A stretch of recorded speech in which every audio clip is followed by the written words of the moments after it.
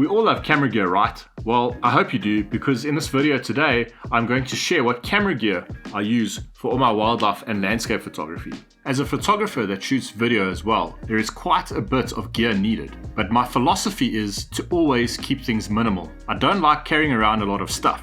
I often hike to locations, and this allows me a lot more freedom to explore and to focus on being creative.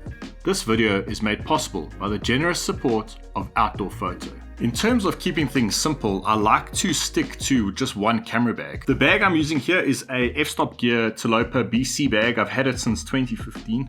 This bag's really stood the test of time and I've used it on many different excursions. I really like the bag. It fits all my gear in nicely.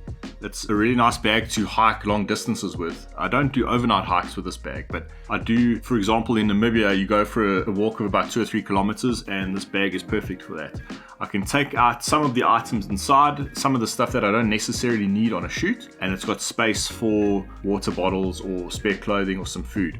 So the tripods I strapped to the side of the bag, one on this side, one on that side. I use 2 tripods. The one is actually filming now. And this tripod here is a Gitso traveler tripod. I use it for hiking. It's nice and light. I think the total weight of the tripod and the ball head is about 1.3 kilograms. So that's fine to hike with. And I like the setup I have with the 2 tripods. I use one for photos and one for video. Sometimes when I'm shooting a time lapse, I might set up the time lapse camera on the video tripod.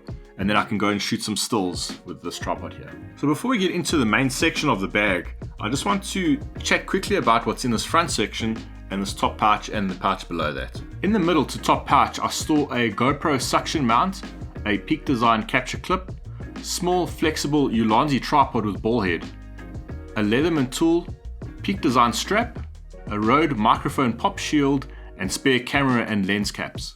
In the top pouch, I keep a rechargeable headlamp, a 32,000 mAh power bank, spare camera batteries, a cable release, and cleaning cloth. I keep an organizer in the front of my bag containing all my chargers, cables, camera and lens cleaning tools, a lav mic, AAA batteries, a sensor column for my tripod, and all the extra bits and bobs I need. I like organizing all these bits into a separate pouch because if I'm going on a hike, for example, I can easily pull the pouch out and leave it behind. But I think let's go into the main section of the bag. I'll take the bag off and I'll lay all the gear out onto the table. Inside the main compartment of my bag, I keep the majority of my equipment.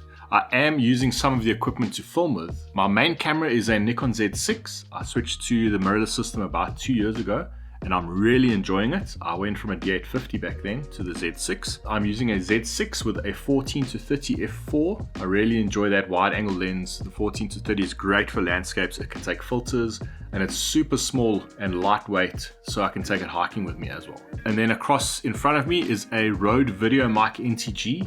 I use that for all my voiceover work and also to record ambient sounds and also for wildlife. And I've got that plugged into a Zoom H1N.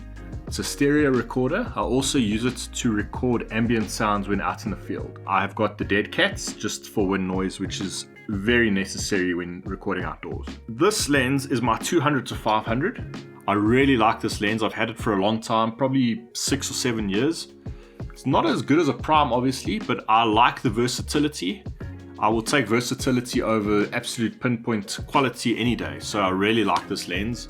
It is my intention to upgrade this lens to the 200-600 when it comes out for the Nikon mirrorless. But for now, I just use it with an FTZ adapter on the top there.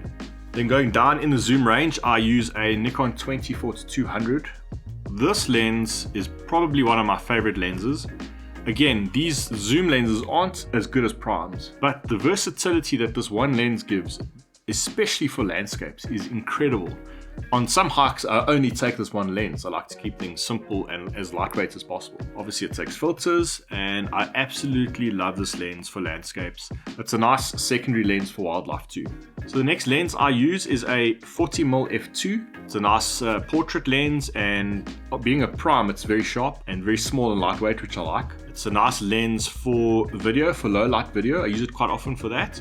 And it's also very nice for creative landscapes as well, where you can blur out the foreground or, get super creative with it. Here I've just got a rain jacket for the 200-500 if I'm shooting in the rain. And then here I've got a little RGB light. I can change the color of this light. And what I use this light mainly for is for Milky Way photography.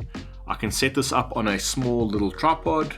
and I can actually change the color and the intensity of the light, so I can dim it down very low for Milky Way stuff. So I can illuminate a tree, for example, or a foreground, and it's a nice way to illuminate your subjects. And it comes with these two diffusers, this honeycomb, I'm not exactly sure what this is called, and then this nice diffuser as well. I use this mainly, especially at night. It's a really good tool for Milky Way photography. And then for my video, I use a small DJI Pocket 2. I got the Creator combo. I really like this. It's nice and small. It's lightweight. I can take this hiking. I can literally fit this in my pocket. It's that small, and I just connect the do-it-all handle if I want to record audio. And it comes with this little wireless microphone. You just clip it on yourself here, and it sends the audio straight to the camera. I really like this. It's got a gimbal. It shoots 4K. The quality is decent if you have good light. Low light, it's not so good. It's a bit like an iPhone. It's not that great in low light. And then I've got a filter kit. The main filter I use on here is actually a 10-stop filter when I'm shooting time lapses with this small pocket camera. It's nice to slow down the exposure and get some motion blur. But I do use the ND filters and the polarizing filters as well. And then I've got a spare memory card. And then this is just a pouch I keep the pocket camera in. Moving on to filters, I use the Nisi filters. I've got a True Color Variable ND 1 to 5 stop. This is excellent. I love shooting with this for video. There's no color cast, and it's fantastic. There's a review coming soon about that.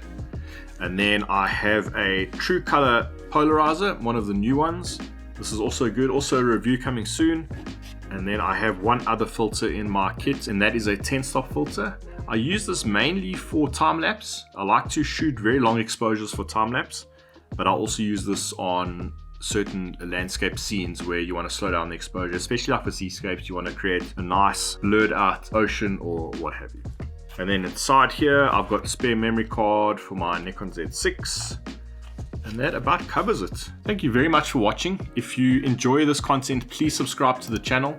I've got a lot more landscape and wildlife photography content coming your way. A lot more gear reviews, tutorials, adventures, and more. If you would like to purchase any of this equipment, there are links in the description below. And I use all of this equipment on a trip I took to Namibia here, where I went to capture some incredible storms over the Namib Desert. But until next time, cheers.